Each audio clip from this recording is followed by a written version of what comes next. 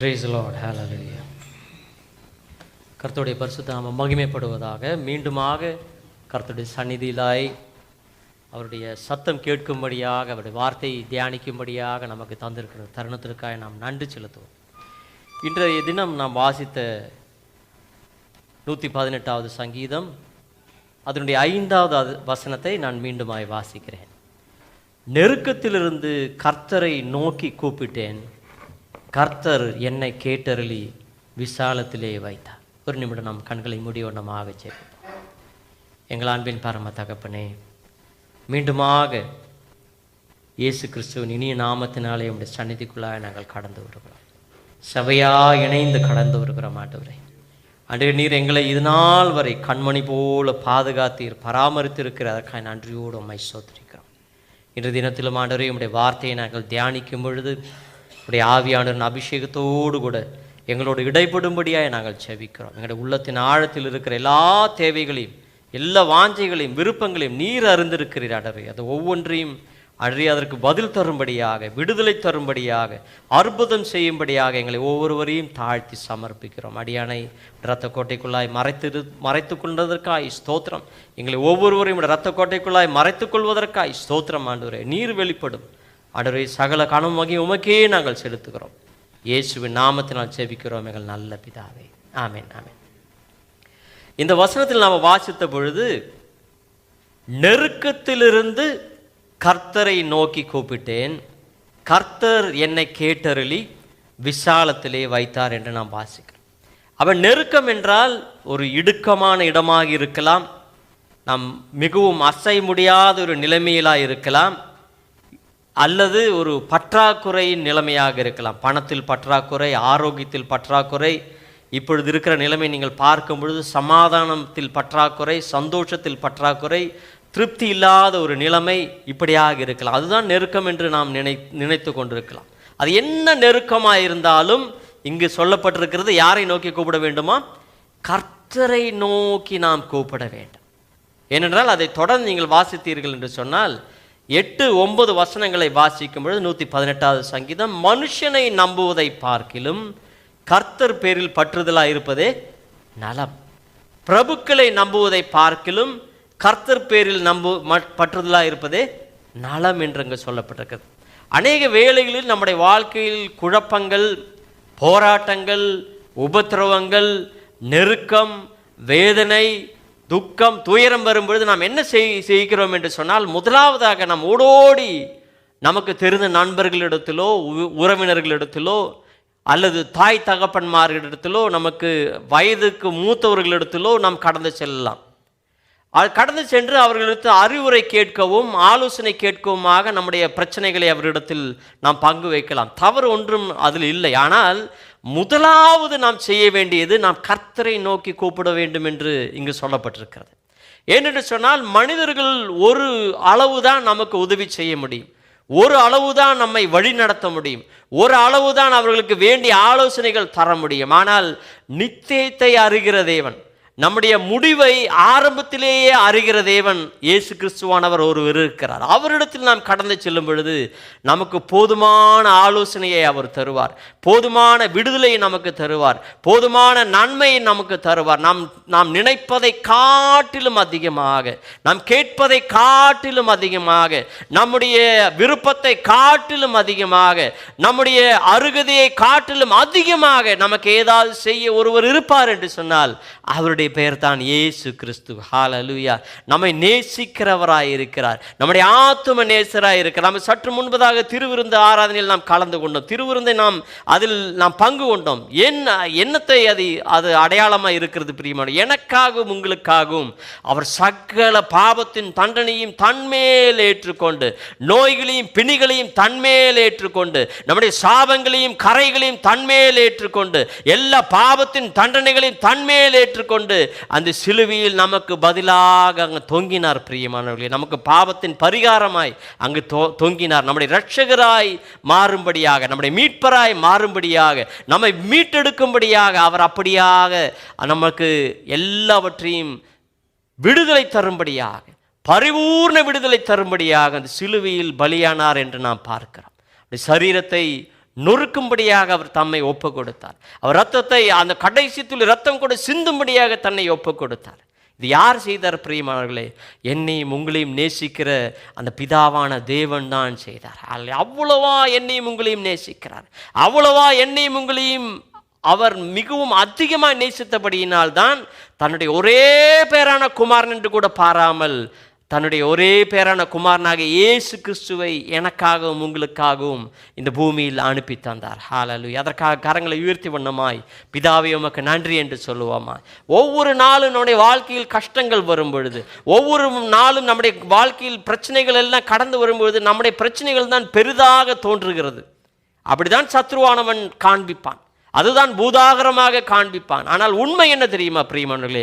நம்முடைய பிரச்சனையை காட்டிலும் பெரியவர் ஒருவர் இருக்கிறார். கரங்களை உயர்த்தி வண்ணமாக அந்த இயேசுவுக்கு நன்றி செலுத்துங்கள். ஹல்லேலூயா. இந்த இயேசுவானவர் நாம் கடந்து போகிற எல்லா வேதனைகளையும் அவர் அனுபவித்திருக்கிறார். அதை காட்டிலும் அவர் அனுபவித்திருக்கிறார். அவர் மரண பரியந்தம் தம்மை தாமே தாழ்த்தினார் என்று அங்கு பார்க்கிறோம். அவர் கீழ்ப்படிந்தார் என்று பார்க்கிறோம். பிரியமானவர்களே, நம் மரணம் இதுவரை ருசி பார்க்கவில்லை. ஆனால் மரணத்தை ருசி பார்த்தவர் இயேசுவானவர் நமக்கு உதவியாக அவர் நம் மத்தியில் இருக்கிறார். பிரியமானவர்களே, மரணத்தை ஜெயித்தவர் ஒருவர் இருக்கிறார். பாதாளத்தை ஜெயித்தவர் ஒருவர் நம்முடைய மத்தியில் இருக்கிறார். நம்முடைய ஜெபத்தை கேட்டு பதில் அனுப்புகிறவராய் அவர் இருக்கிறார். நாம் ஜெபிப்பதற்கு முன்பதாக நம்முடைய ஜெபம் என்னவென்று அவருக்கு தெரியும். மத்தேயுவின் சுவிசேஷம் 6வது அதிகாரம் 8வது வசனத்தை பார்த்தீர்கள் என்று சொன்னால், பிதாவானவர் நமக்கு இன்னது தேவை என்று அவர் அறிந்திருக்கிறார். 32வது வசனம் அதே தான் சொல்லப்பட்டிருக்கிறது. அப்படி என்றால் என்ன அர்த்தம் பிரியமான? ஜெபிக்க வேண்டாம் என்ற அதனுடைய அர்த்தம் அல்ல. நாம் ஜெபிக்க வேண்டும். நெருக்கத்தில் இருக்கும் பொழுது அவரை நோக்கி கூப்பிட வேண்டும். ஆபத்து காலத்தில் நீ சோர்ந்து போவாயானால் உன்னுடைய பலன் குறுகினது என்று வசனம் சொல்லுகிறது. ஆபத்து காலத்தில் என்னை நோக்கி கூப்பிடு, நான் உன்னை விடுவிப்பேன், உன்னை கனப்படுத்துவேன் என்று கர்த்தர் சொல்லுகிறார். பிரியமானவர்களே, நெருக்கமான நேரங்களில் நாம் இருக்கும் பொழுது, பிரச்சனைகளின் நேரங்களில் இருக்கும் பொழுது, வேதனையின் நேரங்களில் இருக்கும் பொழுது சரியான இடம் கர்த்தருடைய சன்னிதானம். கர்த்தருடைய சமூகம் தான் நல்ல ஒரு இடம், பாதுகாப்பான இடம், மிகுந்த நன்மை நிறைந்த இடம், ஆசீர்வதிக்கப்படுகிற இடம். நம்மை சத்ருவின் கைகளிலிருந்து விலக்கி காக்க அவரால் ஒருவரால் தான் முடியும். பிரியமானவர்களே, ஹல்லேலூயா.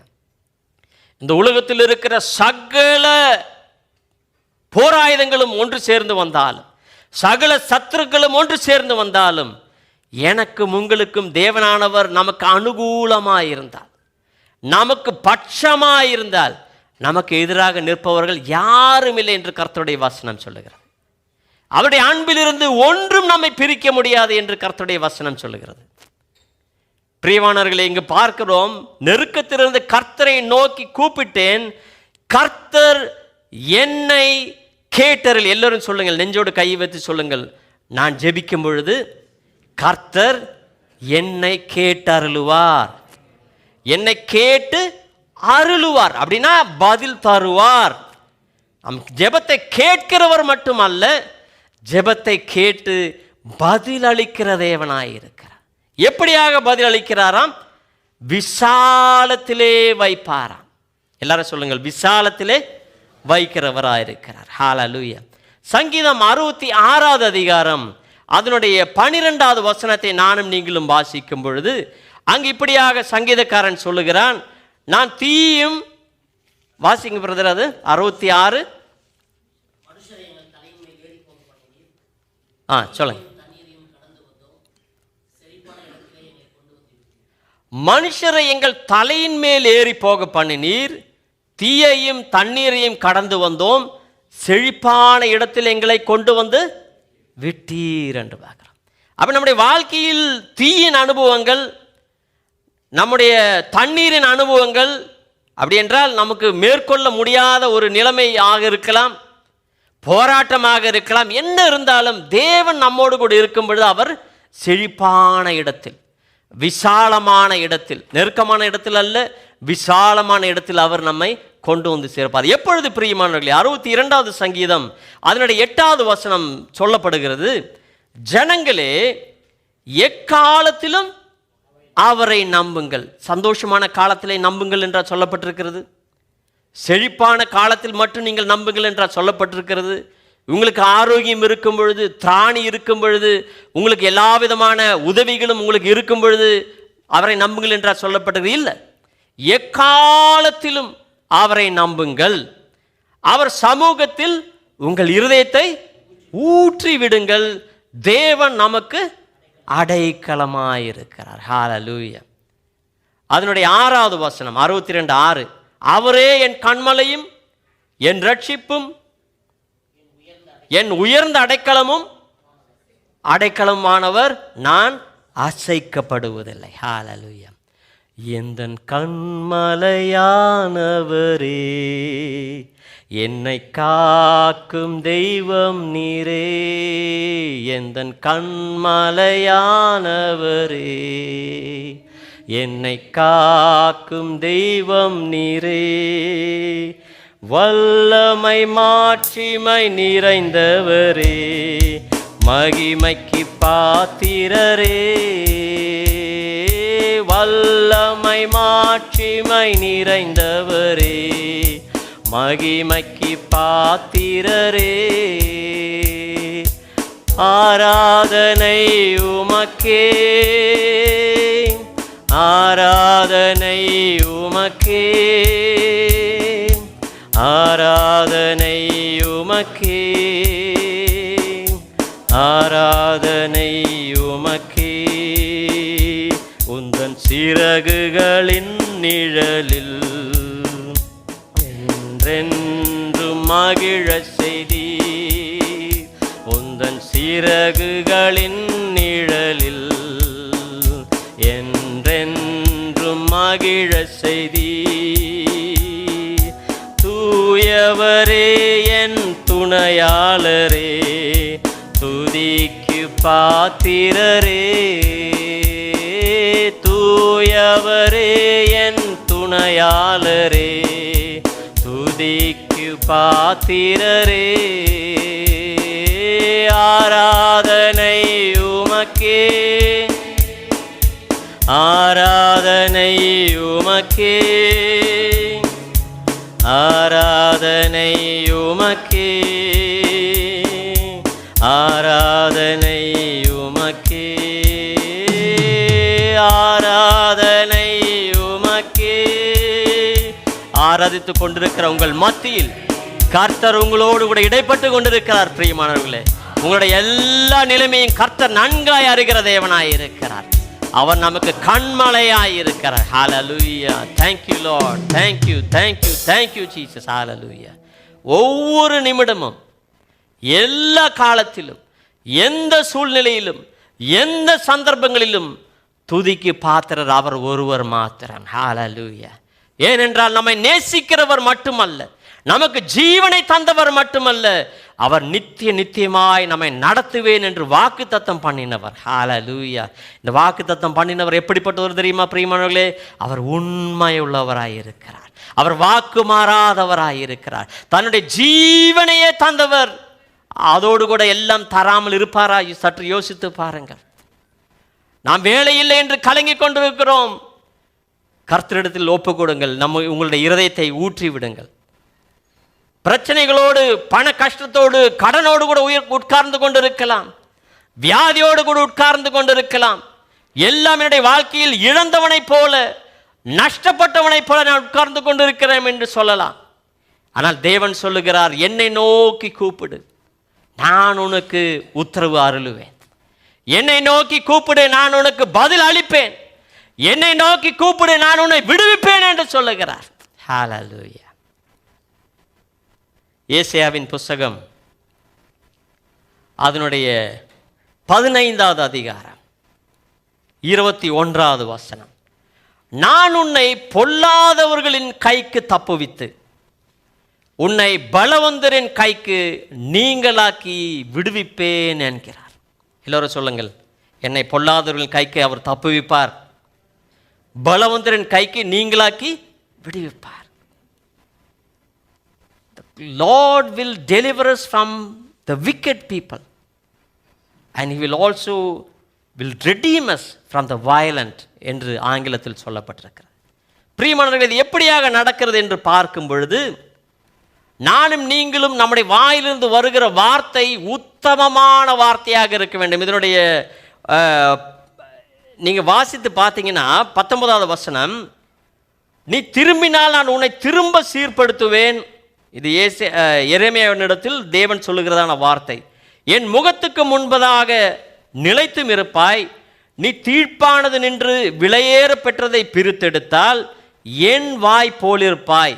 நீ அவர்களிடத்தில் திரும்பாமல் அவர்கள் உன்னிடத்தில் திரும்புவார்களாக என்று கர்த்தர் உங்களிடத்தில் சொல்லுகிறார். அப்படின்னா என்ன அர்த்தம்னா, நாம் பேசுகிற வார்த்தை தீமையான வார்த்தை அல்ல, தேவனுக்கு உகந்த வார்த்தையாக, தேவனுக்கு பிரியமுள்ள வார்த்தையாக, தேவனை கனப்படுத்துகிற வார்த்தையாக, தேவன் மேல் நம்பிக்கை காண்பிக்கிற வார்த்தையாக, தேவன் மேல் எவ்வளவு பற்றுதலாக இருக்கிறோம் என்கிற நேசத்தின் வார்த்தைகளாக இருக்கும் பொழுது அவர் நம்மோடு கூட இருப்பார். அந்த வேளையில் நம்ம எல்லா பொல்லாதவர்களிலிருந்து நம்மை தப்பு வைப்பார். நாம் இந்த ஒரே ஒரு வசனத்தை மட்டும் எடுத்துக்கொண்டு தேவனை என்னை ஏன் தப்புவிக்க மாட்டுகிறீர் என்று கேள்வி கேட்கிறோம் என்று சொன்னால் அதனுடைய பதில் தான் இது. நானும் நீங்களும் தேவன் விரும்புகிற விதமாய், தேவனின் கட்டளைகள் படி, பிரமாணத்தின் படி, கற்பனைகளின் படி, நியாய பிரமாணத்தின் படி நேசிக்கிற பிள்ளைகளாய், உண்மையான நேசத்தோடு, தேவனுடைய அன்போடு கூட மற்றவர்களை மன்னிக்கிறவர்களாய், மற்றவர்களை குற்றப்படுத்துகிறாய் அல்ல, மற்றவர்களை சுட்டி காட்டுபவர்களாய் அல்ல, மற்றவர்களை நன்மையாய் நடத்த அவருடைய அன்பு நிறைந்தவர்களாய் நானும் நீங்களும் இருக்கும் பொழுது நமக்கு நேராக வருகிற எல்லா பொல்லாதவர்களிடத்திலிருந்தும் கர்த்தர் நம்மை தப்புவிப்பார். கரங்களை உயர்த்தி கர்த்தருக்கு நன்றி செலுத்துங்க. நமக்கு எதிராக பலம் வந்தவர்களாய் யார் வந்தாலும் நம்மை அவர்களிடத்திலிருந்து அவர் மீட்டு கொள்ளுவார். அதுதான் உண்மை. பிரியமானவர்களே, அநேக வேளைகளில் நமக்கு சொந்த இஷ்டத்தில் நாம் ஜீவித்து கொண்டு இருக்கிறோம். நம்முடைய மாம்ச இச்சையின்படியாக உலகத்தின் வழியிலாய் நாம் வாழ்ந்து கொண்டிருக்கும் பொழுது நமக்கு நேராக பொல்லாதவர்கள் எழும்புவார்கள், பலவந்தர்கள் எழும்புவார்கள். ஆனால் நமக்கு ஜெயிக்க முடியாது. ஆனால் நானும் நீங்களும் கர்த்தருடைய பிள்ளைகளாய் நாம் வாழ்வோம் என்று சொன்னால் கர்த்தர் நமக்காக அவர் யுத்தம் செய்வார். எனக்காக யுத்தம் செய்கிறவர் யார் என்று சொல்லுங்கள் பார்க்கலாம். யுத்தம் செய்கிறவர் கர்த்தர். அப்ப நானும் நீங்களும் என்ன செய்யணும்? யுத்தம் செய்கிறவரோடு கூட இணைந்து அவருடைய பிரியமான பிள்ளையாய் நாம் வாழ வேண்டும். ஹல்லேலூயா. சத்ருவானவன் பெருவெள்ளம் போல என்னையும் உங்களையும் அழித்து போட வேண்டும் என்று அவன் கடந்து வரும் பொழுது அவனுக்கு எதிராக கொடியை உயர்த்துகிற ஒரு ஆவியானவர் ஒருவர் இருக்கிறார். அவருடைய பெயர் தான் யெகோவா நிசி. ஹல்லேலூயா. The enemy can come as a flood to drown you, but he will lift the standard. தேவன் நமக்காக ஒரு கொடியை உயர்த்துவார். என்ன அதனுடைய அர்த்தம்? இந்த மகன் என்னுடையவன், அவனை நீ தொடவே முடியாது. இந்த மகள் என்னுடையவள், அவளை நீ தொட முடியாது, அவளுக்காக நான் யுத்தம் செய்வேன் என்று சொல்லி கர்த்தர் எனக்காக உங்களுக்காக யுத்தம் செய்ய அவர் வல்லவராயிருக்கிறார். அநேக போராட்டத்தில் இருக்கும் பொழுது நாம் நினைத்து கொண்டிருக்கிறோம், நான் தனிமையில் இருக்கிறேன், நான் அனாதையாக இருக்கிறேன், எனக்கு உதவி செய்ய யாரும் இல்லை, என்னை ஆதரிக்க யாரும் இல்லை, என்னை அரவணைக்க யாரும் இல்லை, என்னை நேசிக்க யாரும் இல்லை, என்னை தேடி வந்து ஒரு கரிசனையாய் ஒரு வார்த்தை சொல்ல யாரும் இல்லை என்று நாம் கலங்கி கொண்டிருக்கலாம். ஆனால் கர்த்தருடைய வசனம் சொல்லுகிறது, என்னை நோக்கி கூப்பிடு, நான் உனக்கு உத்தரம் அருளுவேன் என்று சொல்லுகிறார். எத்தனை பேர் நீங்கள் தீர்மானம் எடுப்பீங்க? நீ பிரச்சனை இருக்கும் பொழுது, நெருக்கத்தில் இருக்கும் பொழுது, மனுஷர்களை தேடி போகிறதுக்கு முன்பதாக, மனுஷர் வழியாக அவர் உதவி செய்வார் இல்லைன்னு சொல்லலை, முன்பதாக முதலாவதாக அவருடைய சந்நிதியில் நாம் கேட்கும்படியாக, அவரிடத்தில் நாம் ஜெபிக்கும்படியாக கடந்து போகும் பொழுது கர்த்தர் பெரிய காரியத்தை செய்வார். மத்தேயுவின் சுவிசேஷம், மார்க்கின் சுவிசேஷம், மார்க்கின் சுவிசேஷம் அதனுடைய 10வது அதிகாரம் அதனுடைய 46 முதல் 52 வரை வசனங்களை நீங்கள் வீட்டுக்கு கடந்து சென்று தயவு செய்து வாசிக்கும்படியாக நான் கேட்டுக்கொள்கிறேன். மார்க்கின் சுவிசேஷம் 10வது அதிகாரம் 46 முதல் 52 வரை. சுருக்கமாக அதிலிருந்து ஒரு சில காரியங்களை உங்களிடத்தில் நான் சொல்லிவிட்டு நாம் ஜெபிக்க போகிறோம். அங்கு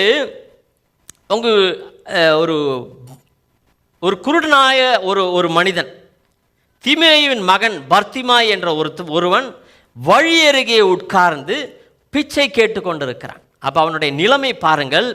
அவன் குருடனாய் இருக்கிறான், இஸ் டிசேபிள், கண் பார்வை இல்லை, வழி அருகே இருக்கிறான். அப்படின்றா அவனுடைய வாழ்க்கை தடங்களாக இருக்கிறது, பிரச்சனையிலாக இருக்கிறது, வழியில் யாருமே கவனிக்க மாட்டாங்க. மூன்றாவது, அவன் பிச்சைக்காரனாக இருக்கிறான். அவன் அன்றாட உணவுக்காக, அன்றாட செலவுக்காக மற்றவர்களுக்கு யாராவது கணிந்து அவன் மேல் இறங்கி ஏதாவது சில்லற காசு கொடுத்தா ஆச்சு. அப்படியாக அவனுடைய வாழ்க்கை இருக்கிறது. இதுதான் அவனுடைய போராட்டம், இதுதான் அவனுடைய நெருக்கம். ஆனால் அவன் நெருக்கத்தில் இருக்கிற பொழுது கூட சற்று நன்காக யோசித்து பாருங்கள். அங்கு அவர்கள் வருகிறார்கள், எரிகோவில் வழியாக போகும்படியாக சீஷர்களும் ஒரு கூட்டம் ஜனங்களும் இயேசுவோடு கூட இணைந்து வருகிறார்கள். அவர்களை எல்லாம் போகிற அந்த சத்தம் கேட்ட பொழுது அவன் கேட்கிறான். பர்த்திமே என்கிற குருடன் வழியருகே உட்கார்ந்து பிச்சை கேட்டு கொண்டிருந்தான். அவன் 47வது வசனம், அவன் நசரேயனாகிய இயேசு வருகிறார் என்று கேள்விப்பட்டு, இயேசுவே தாவீதின் குமாரனே எனக்கு இரங்கும் என்று கூப்பிடத் தொடங்கினான். இங்கே பாருங்கள், அவன் உட்கார்ந்து கொண்டிருக்கிறது பிச்சை எடுப்பதற்காக. ஆனால் இயேசு, நசரேயனாக இயேசுவானவர் அங்கு கடந்து செல்லுகிறார் என்று அவன் கேட்ட பொழுது, தாவீதின் குமாரனே இயேசுவே எனக்கு இரங்கும் என்று கேட்கிறார். எனக்கு ஏதாவது காசு தாரும் என்று சொல்லலை, எனக்கு ஏதாவது உணவு தாரும் என்று சொல்லலை. அதற்கு பதிலாக அவன் சொல்லுகிறான், எனக்கு இரங்கும் என்று சொல்லுகிறான். நானும் நீங்களும் கூட தேவனுடைய சந்நிதியில் கடந்து வரும்பொழுது இவன் முதலாவதாக செய்த காரியம் என்னவென்று பார்க்கும் பொழுது, he recognized his misery, அவனுடைய பிரச்சனையை, அவனுடைய போராட்டத்தை அவன் அறிந்திருந்தான். இரண்டாவது, யாரிடத்தில் கேட்க வேண்டும் என்றும் அவன் அறிந்திருந்தான். மற்றவரிடத்தெல்லாம் சில்லற காசு கேட்டுட்டு இருந்தான். ஆனால் இயேசுவை கண்ட பொழுது, தாவீதின் குமாரனை இயேசுவை எனக்கு இரங்கும் என்று கேட்டான். ஏனென்று சொன்னால் இயேசுவானவர் இரக்கத்தில் ஐஸ்வர்யமுள்ள தேவனாய் இருக்கிறார். தாவீதின் குமாரன் என்று சொன்னால் தீர்க்க தரிசனம் நிறைவேற்றுகிற மேசியாவே நீர் எனக்கு இரங்கும் என்று அதனுடைய அர்த்தம். இயேசுவை மகிமைப்படுத்துகிற விதமாக, புகழ்த்துகிற விதமாக, அவரை துதிக்கிற விதமாக அவன் ஜெபமாய் சொல்லுகிறான், எனக்காக என் மேல் இரக்கம் காண்பியும் என்று சொல்லுகிறான். நானும் நீங்களும் கூட முதலாவதான பிரச்சனைகள் அறிந்திருக்கும் பொழுது ஏற்ற இடம் இயேசுவின் சன்னிதானம் என்று சொல்லி நாம் தீர்மானம் செய்து, அவருடைய சமூகம் தான் ஏற்ற இடம் என்று சொல்லி அவரை நாம் நோக்கி கூப்பிட வேண்டும் என்று சொல்லி இதிலிருந்து நாம் கற்றுக்கொள்ளுகிறோம். அப்பொழுது பாருங்கள், தொடர்ந்து பார்க்கும் பொழுது 48வது வசனம், அவன் பேசாதிருக்கும்படி அநேகர் அவனை அதட்டினார்கள். அவனோ தாவீதின் குமாரனை எனக்கு இரங்கும் என்று முன்னிலும் அதிகமாய் கூப்பிட்டான். நானும் நீங்களும் இயேசுவை கூப்பிடும் பொழுது, இயேசுவினிடத்தில் ஜெபிக்கும் பொழுது, நம்முடைய சுற்றில் இருக்கிற நண்பர்கள், உறவினர்கள், ஒருவேளை நம்முடைய வாழ்க்கை துணை கூட சொல்லலாம், நீ இயேசுவை கூப்பிட்டு என்ன பிரயோஜனம், பைபிள் வாசித்து என்ன பிரயோஜனம், நீ ஜெபம் பண்ணி என்ன பிரயோஜனம், பேசாமல் நீ பேங்கில் போய் லோன் வாங்கு, இல்லைன்னா அவங்ககிட்ட போய் கடன் வாங்கு, இல்லைன்னா அவனை போய் ஏதாவது அது செய் இது செய் என்று சொல்லி அநேக யோசனைகள் சொல்லலாம், தடங்கள் செய்யலாம், நம்மை தாமதம் செய்கிற விதமாக நம்மை தடுக்கலாம், நம்மை தடுமாற்றத்தில் கொண்டு போய் அவர்களுடைய ஆலோசனை நம்மை கொண்டு போய் சேர்க்கலாம். ஆனால் இவனிடத்தில் சொன்ன பொழுது அவன் தடுமாறலை, அவன் தளர்ச்சி அடையலை. எல்லாரும் சொல்லுங்க, அவன் தடுமாறலை, தளர்ச்சி அடையலை, அவன் முன்னிலும் அதிகமாய் கூப்பிட்டான் என்று பாருங்க. இப்போ கூப்பிட்டு அதே தான் கூப்பிடுறான்.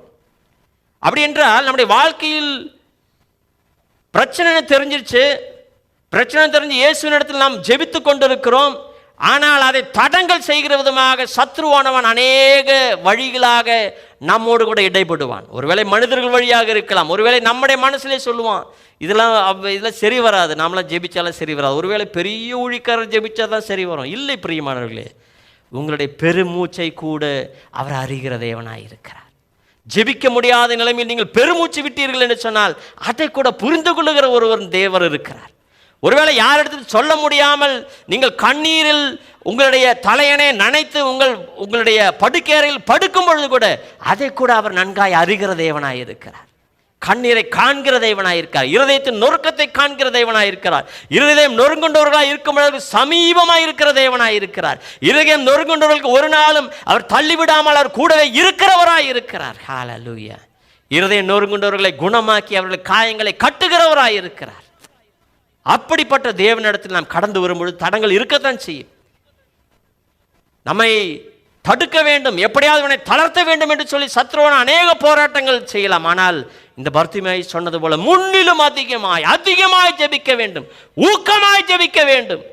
ஹல்லேலூயா. ஜெபித்த பொழுது என்ன நடந்தது?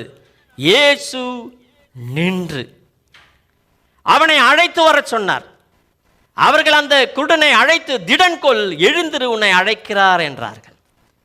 பாருங்க, கூட்டத்தில் வரும்பொழுது அநேகர் அதில் என்ன சொல்றது, ஈடுபாடோடு வந்தார்கள். தே ஆர் கால்ட் இன்வால்வ்டாக அவங்க போனாங்க. இன்னொரு கூட்டம் ஜனம் இவன் கேட்ட கேள்விக்கு பதில் சொல்லுகிறவர்களாக இருந்தாங்க. தே வேர் இன்ஃபார்மர்ஸ். இன்னொரு கூட்டம் ஜனம் அவனை இன்டரப்ட் பண்ணுறவர்களாக, அவனை தடுக்கிறவர்களாக, தே வேர் இன்டரப்டர்ஸ். ஆனால் இங்கே பாருங்க, இயேசு சொன்ன உடனே அவங்க என்ன சொல்கிறாங்க? They're telling some words of inspiration. சீக்கிரம் எழுந்து வா, இயேசு உங்களை கூப்பிடுறாருன்னு சொல்லிட்டு. அந்த மாதிரி ஜனங்க இருக்கிறாங்க. இயேசு ஏன் நின்றார்? வேற வேலை இல்லையா? இவ்வளோ கூட்டத்துக்கு இடையில இவனுடைய சத்தத்தை கேட்டது எப்படி? அதுதான் நம்முடைய தேவன். பிரியமானவர்களே, நீங்கள் எவ்வளோ பெரிய கூட்டத்தில் இருந்தாலும் இயேசுவே என்று ஒரு வார்த்தை உங்களை மனதில் ஆழத்திலிருந்து உயர்ந்து வந்தால் அதை கேட்கிற ஒரு தேவன் இருக்கிறார். ஒருவேளை உங்களுக்கு பேச முடியாமல், ஜெபிக்க முடியாமல், முழங்காலில் நிற்க முடியாமல், உபவாசிக்க முடியாமல், வேதாகமம் வாசிக்க முடியாமல், தியானிக்க முடியாமல் நீங்கள் இருக்கும் பொழுது கூட கண்ணிலிருந்து விழுகிற ஒரு துளி கண்ணீரை காணும் பொழுது அவர் உங்களை புரிந்து கொள்கிற தேவனாய் இருக்கிறார். உங்களை காண்கிற தேவனாய் இருக்கிறார். உங்களை விசாரிக்க அவர் போதுமானவராய் இருக்கிறார். பிரியமானவர்களே, அதனால் அவர் நின்றார். ஹல்லேலூயா. இயேசு நின்றதின் காரணம் அவனுடைய இருதயம் நொறுங்கியுள்ள அந்த சத்தத்தை கேட்டு. இயேசுவின் நின்றதின் காரணம் அவரை புகழ்த்தி துதித்து தாவீதின் குமாரன் என்று அழைத்தானே, அதனால் அவர் நின்றார். இயேசு நின்றதின் காரணம் அவருடைய மனதுருக்கத்தை அவனுக்கு காண்பிக்கும்படியாக நின்றார். இயேசு அங்கு நின்றதின் காரணம் அவனை அழைத்து வர கட்டளையிடும்படியாக அவர் நின்றார். இயேசு அங்கு நின்றதின் காரணம் அவர் எவ்வளவு கரிசனை உள்ளவர் என்று சொல்லி மற்ற ஜனங்களுக்கு காண்பிப்பதற்காய் அல்ல, அந்த ஜன கூட்டத்திற்கு நீங்களும் எப்படியாக கரிசனையோடு கூட கருணையோடு கூட அவனோடு கூட உறவாட வேண்டும் என்று காண்பிப்பதற்காக. அதனால தான் சொன்னார், நீங்கள் போய் கூட்டுவாங்கன்னு சொன்னார். அவர் நேரடியாக கூப்பிட்டுருக்கலாம், அவர் நேரடியாக அவனிடத்தில் போயிருக்கலாம், போகலை. ஆனால் ஒரு கூட்டம் ஜனங்களிடத்தில் சொன்னார், நீங்கள் கருணை காண்பிக்கும்படியாக கற்றுக்கொள்ளுங்கள் என்று சொல்லும்படியாக அவர் அங்கு நின்றார்.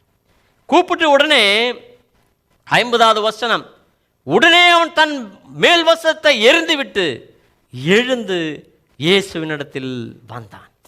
இப்போ யோசித்து பாருங்கள் பிரியமானவர்களே, when you and I want to come to Jesus, we have to use every atom of our being. அப்படி என்றால் நானும் நீங்களும் இயேசுவினிடத்தில் வர வேண்டும் என்று சொன்னால் நம்முடைய சரீரத்தில் இருக்கிற எல்லா அணுக்களையும் நீங்கள் உபயோகிக்க வேண்டும் என்று அர்த்தம். அவனுக்கு கண்ணு தெரியாததான் உண்மை, ஆனால் அவனுக்கு காது கேட்கும்படியாக அந்த கேட்டதை வைத்து அவன் விசாரித்தான். யார் போய் கொண்டிருக்கிறார்? இயேசுவானவரா. உடனே அவன் வாயை உதடுகளையும் நாவையும் சத்தமாய் அவன் உறக்க சத்தமிட்டு கூப்பிட்டான். இப்பொழுது வா என்று அழைத்த பொழுது அவன் எரிந்து விட்டு கையால் அவனுடைய மேற்போர்வையை தள்ளிவிட்டு அது கீழே விழுந்ததுன்னு சொல்ல அவன் எரிந்து விட்டு கையால் எரிந்து விட்டு எழுந்தான். அவன் கால்களை உபயோகித்தான், கைகளை உபயோகித்தான், அவன் ஓடோடி சென்றான். நீங்கள் எவ்வளவாய் நாம் சரீரத்தை உபயோகிக்கிறோம் இயேசுவினிடத்தில் வரும்படியாக? சற்று யோசித்து பாருங்கள். பிரச்சனையின் மத்தியில் தான் நாம் உபயோகிக்கிறோமா? போராட்டத்தின் மத்தியில் தான் உபயோகிக்கிறோமா? ஒரு சில வேளைகளில் தான் நாம் கண்களை உபயோகிக்கிறோமா, செவிகளை உபயோகிக்கிறோமா? நம்முடைய சரீரத்தில் இருக்கிற எல்லா அவயவங்களையும் தேவனிடத்தில் வரும்படியாக நாம் உபயோகிக்கும் பொழுது நாம் ஆசீர்வதிக்கப்பட்டவர்களாக இருப்போம். ஹல்லேலூயா. இங்கே அவன் பார்க்கிறான், உடனே அவன் தன் மேல் வஸ்திரத்தை எறிந்து விட்டான். அந்த மேல் வஸ்திரம் பிரியமானவர்களே, அந்த போர்வையானது அவன் பிச்சைக்காரன் என்று அநேகர் தெரிந்து கொள்ளும்படியாக இந்த உலகத்தாரால் அவனுக்கு கொடுக்கப்பட்ட ஒரு யூனிஃபார்ம். அதை இனி வேண்டாம், இந்த உலகம் தருகிற கனிவு எனக்கு வேண்டாம், இந்த உலகம் தருகிற அடையாளம் எனக்கு வேண்டாம், உலகம் தருகிற இந்த இனமான இந்த தானம் அன்னதானம் எல்லாம் எனக்கு வேண்டாம். என்னை கரிசனையோடு கூட ஒருத்தர் கூப்பிடுகிறாரே, அவரிடத்தில் நான் போக வேண்டும். இது நாள் வரை நான் கூப்பிட்டேன், எனக்கு ஏதாவது சில்லற தாங்கப்பா, ஏதாவது காசு கொடுங்க, ஏதாவது உணவு கொடுங்கன்னு நான் கூப்பிட்டுட்டு இருந்தேன். ஆனால் என்ன கூப்பிடும்படியாக ஒருத்தர் இன்று வந்திருக்கிறாரே, அது யார்? சற்று யோசித்து பார்த்தீங்களா பிரியமானவர்களே? இவ்வளவு நாள் அவன் தான் கூப்பிட்டுட்டு இருந்தான், ஆனால் அவனை கூப்பிடும்படியாக வேறொருவர் இன்று வந்திருக்கிறார். அவர்தான் என்னையும் உங்களையும் நேசிக்கிற இயேசுவானவர். ஹல்லேலூயா. நீங்கள் ஒருவேளை அநேக இடத்தில் போய் கூப்பிட்டு இருக்கலாம், ஆனால் என்னையும் உங்களையும் கூப்பிடும்படியாக ஒருவர் இருக்கிறார். என்னையும் உங்களையும் தேர்ந்தெடுத்து இருக்கிற ஒருவர் இருக்கிறார். He chose us first. அவர்தான் நம்மை தேர்ந்தெடுத்தார், அவர்தான் நம்மை தேர்ந்தெடுத்தார், அவர்தான் நம்மை அழைத்திருக்கிறார், அவர்தான் நமக்கு ஜீவனை தந்திருக்கிறார். நம்முடைய தாயின் கருவில் உருவாவதற்கு முன்பதாகவே எனக்காகவும் உங்களுக்காகவும் சகலத்தையும் ஆயத்தம் பண்ணி வைத்த தேவன் இயேசுவானவர் ஒருவர் மட்டும்தான். பிரியமானவர்களே, கரங்களை உயர்த்தி ஒன்றுமாய் நன்றி செலுத்துவீர்களா? நம்முடைய தாய் உருவாவதற்கு முன்பதாகவே, நம்முடைய கரு உருவாவதற்கு முன்பதாகவே, இந்த உலகத்தின் அஸ்திபாரம் இடுவதற்கு முன்பதாகவே என்னை குறித்தும் உங்களை குறித்தும் அவருக்கு வெளியேறப்பட்ட ஒரு திட்டம் உண்டு. பிரியமானவர்களே, அது என்ன திட்டம்? அழிந்து போவதற்காக அல்ல, நம்மை நாசமாய் போவதற்காக அல்ல, நம்மை உயர்த்துவதற்காக, நம்மை மேன்மைப்படுத்துவதற்காக, நமக்கு உயிரூட்டுவதற்காக, நமக்கு நித்திய ஜீவன் தருவதற்காக, நம்மேல் அன்பையும் நேசத்தையும் மனதுருக்கத்தையும் அவருடைய இரக்கத்தையும் காண்பித்து நம்மை வழி நடத்தும்படியாக அவர் இரத்தத்தையே சிந்தினார். அவர் எனக்காக உங்களுக்காக நொறுக்கப்பட்டார். பிரியமானவர்களே, அவர் எல்லா நிந்தைகளையும் எல்லா அவமானங்களையும் அவர் ஏற்றுக்கொண்டார். நான் நீங்களும் கடந்து போக பாதையில் அவர் போனார். முகத்தில் துப்பினார்கள், தாடி பிடித்து இழுத்தார்கள், தலையில் முள்முடி சூட்டினார்கள். யோசித்து பாருங்கள், நான் நீங்கள் ஏற்றெடுக்க வேண்டிய தண்டனை அது. இவ்வளவு தீங்கான காரியங்கள் நாம் சிந்தித்து கொண்டிருக்கிறோம். முள்முடி சூட்ட நாம் நாம் நாம் அருகதை உள்ளவர்கள் தானே. ஆனால் நம்மை விடுதலைக்கும்படியாக அவர் எல்லாவற்றையும் ஏற்றுக்கொண்டார். ஹல்லேலூயா. இந்த தேவனிடத்தில் அவன் கடந்து வருகிறான். அவன் எழுந்து இயேசுவினிடத்தில் வந்தான். இயேசு அவனை நோக்கி, இதனால் வரை அவனை யாரும் நின்று நோக்கினது கிடையாது. ஏதாவது கையில் சில்லறை எரிந்து விட்டு போய் விடுவார்கள். ஆனால் அவனை கருசனையோடு கூட நோக்குகிற தேவன், கருணையோடு கூட நோக்குகிற தேவன். அந்த நோக்கி அப்படியே விட்டு விட்டாரா? இல்லை. நான் உனக்கு என்ன செய்ய வேண்டும் என்றிருக்கிறாய் என்றார். அதற்கு அந்த குருடன், ஆண்டவரே, நான் பார்வை அடைய வேண்டும் என்றார். பிரியமானவர்களே, என்னையும் உங்களையும் பார்த்து தேவன் கேட்கிறார், நான் உனக்கு என்ன செய்ய வேண்டும், நான் உனக்கு என்ன செய்ய வேண்டும் என்று கர்த்தர் கேட்கிறார். நானும் நீங்களும் இருதய நொறுக்கத்தோடு கூட இருக்கும் பொழுது, பாரத்தோடு கூட இருக்கும் பொழுது, அவருக்கு தெரியும் இன்னதுதான் இவனுக்கு வேண்டும் என்று சொல்லி, இருந்தாலும் நம்முடைய வாயிலிருந்து என்ன வெளிப்படுகிறது? அவன் சொல்லுகிறான், நான் பார்வை அடைய வேண்டும். ஆண்டவரே, என்னை அடைத்து உன்னை நான் காண வேண்டும், என் மேல் மனதுருகிற உம்மை நான் காண வேண்டும், என்னை வழிநடத்துகிற உம்மை நான் காண வேண்டும். நான் பிச்சைக்காரனாய் வழி அருகே உட்கார்ந்து கொண்டிருந்தேன், ஆனால் இப்பொழுது உம்மை நேசிக்கிற பிள்ளையாய், உம்முடைய அருகாமையில் நிற்கிற ஒரு மகனாய் என்னை ஏற்றெடுத்து கொண்டே உம்மை காண என்னுடைய பார்வை எனக்கு தர வேண்டும். உலகத்தை பார்க்க வேண்டும் என்று சொல்லி அவன் பார்வை கேட்கவில்லை, தேவனை பார்க்கும்படியாக. நானும் நீங்களும் கூட தேவனை கடந்து போகும் பொழுது, தேவனே ஆசீர்வதியும் ஆண்டவரே, ஆசீர்வதிக்கும் பொழுது அதிகமாய் உன்னை காண வேண்டும், ஆசீர்வதிக்கும் பொழுது அதிகமாய் உம்மை ருசி பார்க்க வேண்டும், ஆசீர்வதிக்கும் பொழுது அதிகமாய் உம்மை சேவிக்க வேண்டும், ஆசீர்வதிக்கும் பொழுது அதிகமாய் உம்முடைய பிள்ளையாய் நான் சாட்சியாய் வாழ வேண்டும் என்று சொல்லி நாம் சொல்லும் பொழுது, அந்த க்ஷணத்திலேயே கர்த்தர் நம்மை ஆசீர்வதிப்பார். அடுத்த வசனத்தை வாசித்து பாருங்க. இயேசு அவனை நோக்கி, நீ போகலாம், உன் விசுவாசம் உன்னை ரட்சித்தது என்றார். உடனே அவன் பார்வையடைந்து வழியிலே இயேசுவுக்கு பின் சென்றான் என்று பார்க்கிறோம். உன்னுடைய பார்வை நீ பெற்றுக்கொண்டாய் என்று சொல்லலை, உன்னுடைய கண் பார்வை கிடைக்கட்டும் என்று சொல்லலை. அதுக்கு பதிலாக உன் விசுவாசம் உன்னை ரட்சித்தது என்று சொன்னார்.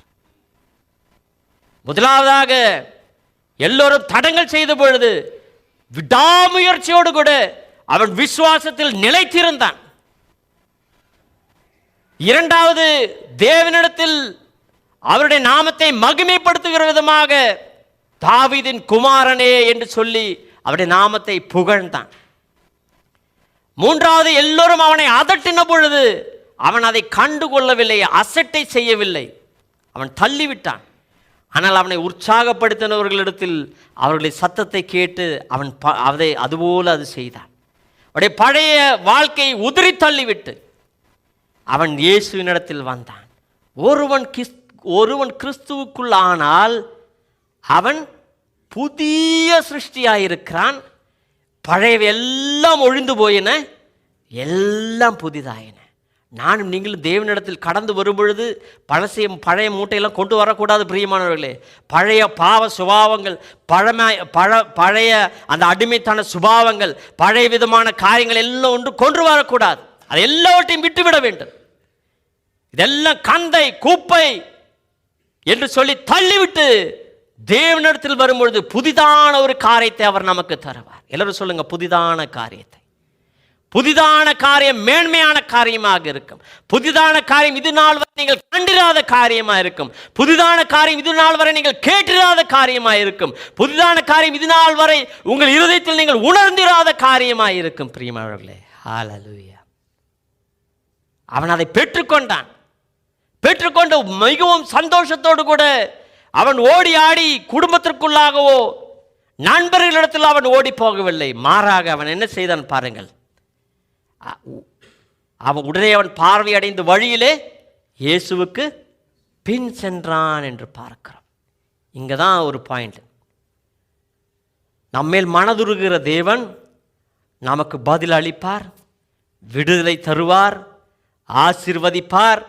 ஆனால் ஆசீர்வாதத்தோடு கூட நாம் போகிறோமா, அல்லது ஆசீர்வதித்தவரை நாம் பின்பற்ற போகிறோமா? ஹல்லேலூயா. எல்லோரும் எழுந்து நிற்போம். I have decided to follow Jesus. I have decided to follow Jesus. I have decided to follow Jesus. No turning back, no turning back, no turning back, no turning back. ஹல்லேலூயா. நான் நீங்களும் இயேசுவின் பின்னே நாம் போக துணிவேன். உலகமென் பின்னே சிலுவையன் முன்னே. ஹல்லேலூயா. ஒரு நாள் நான் பின்னோக்கேன், ஒரு நாள் நான் பின்மாற மாட்டேன். ஏனென்றால் எனக்கு ஜீவன் தந்தவர் இயேசுவானவர், என்னை வழி நடத்துகிறவர் இயேசுவானவர். அவர் எனக்கு போதுமானவர். அவர் நித்தியமாய் என்னை நடத்த அவர் வாக்குத்தத்தம் எனக்கு தந்திருக்கிறார். அவர் பாதி வழியில் விட்டுவிட மனிதன் அல்ல, என்னை மறந்து போக அவர் மனிதன் அல்ல. அவர் வாக்கு உரைத்தவர், அவர் மாற்றி சொல்லுகிற ஒரு மனிதன் அல்ல. வாக்கு சொன்னால் வாக்குதான். வாக்கு தத்தம் பண்ணினவர் உண்மையுள்ளவராய் இருக்கிறார். என்னை உங்களையும் அழைத்தவர் அவர் உண்மையுள்ளவராய் இருக்கிறார். அதனால் நானும் நீங்களும் கூட தேவனண்டை கடந்து வரும் பொழுது நம்முடைய நெருக்கத்தில் அவரை நோக்கி நாம் கூப்பிடுவோம். அவர் நம்மை விசாலத்திலே அவர் நடத்துவார். ஹல்லேலூயா. சங்கீதங்களின் புஸ்தகம் 34வது அதிகாரம் 4வது வசனம். நான் அவரை நோக்கி கூப்பிட்டேன், அவர் எனக்கு செவி கொடுத்து என்னுடைய எல்லா பயத்துக்கும், எல்லாரும் சொல்லுங்க, எல்லா பயத்துக்கும் என்னை நீங்களாக்கி விட்டார். When you and I call unto him, he will listen to us, he will hear us, and he will remove every fear from our lives. Hallelujah. பயத்தோடு இருக்கிறீர்களா? பாரத்தோடு கூட இருக்கிறீர்களா? கண்களை மூடிக்கொள்ளுங்கள். எல்லோரும் கண்களை மூடிக்கொள்ளுங்கள். நாம் கர்த்தரை நோக்கி நாம் ஜெபிக்க போகிறோம். அதி சீக்கிரத்தில் நீங்கிவிடும் இந்த லேசான உபத்திரவம் அதி சீக்கிரத்தில் நீங்கிவிடும். இந்த லேசான உபத்திரவம் சோர்ந்து போகாதே, நீ சோர்ந்து போகாதே. ஹல்லேலூயா. சோர்ந்து போகாதே, நீ சோர்ந்து போகாதே, அதி சீக்கிரத்தில் நீங்கிவிடும் இந்த லேசான உபத்திரவம். ஒரே ஒரு வசனம், 2 கொரிந்தியர் 4வது அதிகாரம் 17வது வசனம். 17வது வசனம் 2 கொரிந்தியர் 4:17. மேலும் காணப்படுகிறவைகளை அல்ல, காணப்படாதவைகளை நோக்கி இருக்கிற நமக்கு அதி சீக்கிரத்தில் நீங்கும் லேசான நம்முடைய உபத்திரவம் மிகவும் அதிகமான நித்திய கனமகிமையை உண்டாக்குகிறது. நாம் கண்டு கொண்டிருக்கிற வேதனைகள் எல்லாம் சற்று நேரத்திற்கு தான் பிரியமானவர்களே, சற்று காலத்திற்கு தான். ஆனால் மேன்மையான காரியம் எனக்காயும் உங்களுக்காயும் ஆயத்தப்படுத்தப்பட்டிருக்கிறது. அப்போ நானும் நீங்கள் என்ன பண்ணணும்? கர்த்தருடைய அந்த ஈடு இணையில்லா மகிமை எனக்காக உங்களுக்காக ஆயத்தம் பண்ணி வைத்திருக்கிறாரே, அதற்காக அவருக்கு நன்றி செலுத்த வேண்டும். ஹல்லேலூயா. நானும் நீங்களும் இப்பொழுது ஜெபிக்க போகிறோம். கண்களை மூடிய வண்ணமாக இருதயத்தின் மேல் கைகளை வைத்து, தேவனே எனக்கு தந்திருக்கிற ஆயுசுக்காய் ஸ்தோத்திரம், ஆரோக்கியத்திற்காய் ஸ்தோத்திரம், வாழ்க்கைக்காய் ஸ்தோத்திரம், இரத்தத்தால் என்னை மீட்டு கொண்டதற்காய் ஸ்தோத்திரம், உடைய வசனத்தால் என்னோடு பேசினதற்காய் ஸ்தோத்திரம், உடைய அபிஷேகத்திற்காய் ஸ்தோத்திரம், உடைய இரத்தத்தால் என்னை கழுவி சுத்திகரிப்பதற்காய் ஸ்தோத்திரம், தந்திருக்கிற வாழ்க்கை துணைக்காய் ஸ்தோத்திரம், தந்திருக்கிற தகப்பன் தாய்க்காய் ஸ்தோத்திரம், ஆண்டவரே பெற்றோர்களுக்காய் ஸ்தோத்திரம், உறவினர்களுக்காய் ஸ்தோத்திரம், பிள்ளைகளுக்காய் ஸ்தோத்திரம், வேலைகளுக்காய் ஸ்தோத்திரம், இந்த நல்ல தேசத்திற்காய் ஸ்தோத்திரம். தேசத்தில் கண்மணியை போல் என்னை பாதுகாத்து பராமரிக்கிறீரே ஸ்தோத்திரம். தேசத்தின் அதிகாரிகளை ஆண்டவரே உம்முடைய கிருபையால் நிறைத்து நடத்தும்படியாக நாங்கள் ஜெபிக்கிறோம். இந்த தேசத்திற்கு ஆண்டவரே உம்முடைய ஆண்டவரே மிகுந்த பாதுகாவலை நீ கட்டளிடும்படியாக நாங்கள் ஜெபிக்கிறோம். நாங்கள் ஜெபிக்கிற இந்த வேளையில் ஆண்டவரே உம்முடைய அக்கினிக்கு துல்லியமான வேலையை இந்த தேசம் முழுவதுமாய் நீர் ஆண்டவரே அமைப்பதற்காக நாங்கள் நன்றி செலுத்துகிறோம் ஆண்டவரே. நாங்கள் ஆண்டவரே பிள்ளைகளாய் உம்முடைய பிள்ளைகளாய் இணைந்து ஜெபிக்கிறோம் ஆண்டவரே. ஆண்டவரே இந்த தேசம் முழுவதும் பாதுகாக்கப்படட்டும், பத்திரமாய் இருக்கட்டும் ஆண்டவரே. ஒருவரும் அழிந்து போகாதபடிக்கு, ஒருவரும் சிதைந்து போகாதபடிக்கு, ஒருவரும் இழந்து போகாதபடிக்கு, ஒருவரும் ஆண்டவரே ஒரு நாளும் தளர்ச்சி அடையாதபடிக்கு ஆண்டவரே உம்முடைய கிருபை நிறைந்த கரம் உங்களை தாங்கிக் கொள்ளும்படியாய் நாங்கள் ஜெபிக்கிறோம் ஆண்டவரே. எங்களுக்கு தந்திருக்கிற எல்லா நன்மைகளுக்காய் நன்றியோடு உம்மை ஸ்தோத்திரிக்கிறோம். எல்லா விதமான உலக பிரகாரமான ஆசீர்வாதங்களுக்காய் ஸ்தோத்திரம், எல்லா விதமான ஆவிக்குரிய ஆசீர்வாதங்களுக்காய் நாங்கள் நன்றி செலுத்துகிறோம் ஆண்டவரே. Yes lord. தந்திருக்கிற நல்ல சபைக்காய் ஸ்தோத்திரம், நல்ல ஊழியர்களுக்காய் ஸ்தோத்திரம், நல்ல மூப்பர்களுக்காய் ஸ்தோத்திரம், நல்ல உடன் விசுவாசிகளுக்காய் ஸ்தோத்திரிக்கிறோம். எங்களுக்காக ஜெபிக்கக்கூடிய அநேகரை நீர் ஆயத்தம் படுத்தி இருக்கிறீர், அதற்காக நன்றியோடு உம்மை ஸ்தோத்திரிக்கிறோம் ஆண்டவரே. ஹல்லேலூயா. உள்ளார்ந்த மனிதன் நாளுக்கு நாள் புதிதாக்கப்படுகின்ற நேரம் இது. நானும் நீங்களும் ஜெபிக்கும் பொழுது நம்மை மறுரூபப்படுத்திக் கொண்டிருக்கிறார், நம்மை ஊக்குவித்துக் கொண்டிருக்கிறார், நம்மை உற்சாகப்படுத்திக் கொண்டிருக்கிறார், விசுவாசத்தால் நிறைத்துக் கொண்டிருக்கிறார். நானும் நீங்களும் பேச வேண்டியது விசுவாசத்தின் வார்த்தை, நானும் நீங்களும் பேச வேண்டியது அன்பின் வார்த்தை, நானும் நீங்களும் பேச வேண்டியது அவருடைய நாமத்தை மகிமைப்படுத்துகிற துதியின் வார்த்தைகளாய் இருக்கட்டும் பிரியமானவர்களே. ஹல்லேலூயா. தேவனே எங்களை முற்றிலுமாய் சமர்ப்பிக்கிறோம். எங்களுடைய ஆவி ஆத்ம சரீரத்தை உடைய பரிசுத்த இரத்தத்தால் முத்திரை செய்து எங்களுடைய சரீர பிரகாரமான எல்லா பலவீனங்களையும், எல்லா பிணிகளையும், எல்லா நோய்களையும், எல்லா வியாதிகளையும் இயேசுவின் இரத்தத்தால் நீர் கழுவி சுத்திகரிப்பதற்காய் ஸ்தோத்திரம் ஆண்டவரே. உம்முடைய ஆணித்தழும்புள்ள கரங்களால் இங்கு கூடியிருக்கிற எங்களை ஒவ்வொருவரையும் தொட்டு சுகப்படுத்துவதற்காய் ஸ்தோத்திரம், ஊரில் இருக்கிற எங்களை உறவினர்களை தொடுவதற்காய் ஸ்தோத்திரம், அற்புதம் செய்வதற்காய் ஸ்தோத்திரம் ஆண்டவரே. ஹல்லேலூயா. நீர் எங்களுடைய வாழ்க்கையில் யெகோவா ஈரேவாக ஆண்டவரே இடைப்பட்டு எல்லா விதமான குறைவுகளையும் மாற்றி நிறைவை கட்டளிடுவதற்காய் ஸ்தோத்திரம் ஆண்டவரே. ஆண்டவரே நெடுங்காலமாய் காத்திருக்குதல் இருதயத்தை இளைக்க பண்ணும், ஆனால் விரும்பினது வரும்பொழுதோ அது ஜீவ விருட்சம் போல் இருக்கும் என்று சொன்ன அந்த வார்த்தையின்படியாக இந்த சபையில் ஆண்டவர் நெடுங்காலமாய் ஜெபித்துக் கொண்டிருக்க அநேக சகோதரர்கள் சகோதரிகள் இருக்கிறார்கள் ஆண்டவரே. அவருடைய வாழ்க்கையில் இன்னது தேவை என்று நீர் அறிந்திருக்கிறேன். வாழ்க்கையில் இடைபடுவதற்காய் சோத்திரம். அற்புதத்தின் கதவுகளை என் வாழ்க்கையில் திறந்து கொடுப்பதற்காய் சோத்திரம் ஆண்டவரே. We release them into your blessing of Father. Hallelujah. ஆண்டவரே, எங்களுடைய ஆசீர்வாதங்கள் நாங்கள் பெற்றுக்கொள்ளும்போது நாங்கள் ஆசீர்வாதத்தோடு கடந்து போகிறவர்களாய் அல்ல, ஆசீர்வதிக்கிற உம்மை பின்பற்றுவர்களாக, உம்மை பின்தொடர்களாக, உம்முடைய சீஷர்களாக, உம்முடைய பிள்ளைகளாக, உம்முடைய நாமத்தை மகிமைப்படுத்துகிற ஸ்தானாதிபதிகளாக ஜீவிக்க கிருபை தரும்படியாக ஜெபிக்கிறோம். ஆவியானவரையே பொறுப்பெடுத்துக் கொள்ளும். முழுமையாக எங்களை தாழ்த்தி சமர்ப்பிக்கிறோம் ஆண்டவரே. We decide, we desire, we dedicate our lives to follow you, O Father. Hallelujah. ஆண்டவரே, நாங்கள் உம்மை பின்பற்ற தீர்மானிக்கிறோம் ஆண்டவரே. உம்மை பின்பற்றும்படியாக நாங்கள் விரும்புகிறோம். உம்மை பின்பற்றும்படியாக எங்களை சமர்ப்பிக்கிறோம் ஆண்டவரே. எங்களை பொறுப்பெடுத்துக் கொள்ளும். உம்முடைய நாமம் மகிமை எடுத்துக் கொள்ளட்டும். இயேசுவின் நாமத்தினால் செபிக்கிறோம் எங்கள் நல்ல பிதாவே. ஆமென், ஆமென். கர்த்தர் உம்மை ஆசீர்வதிப்பார்.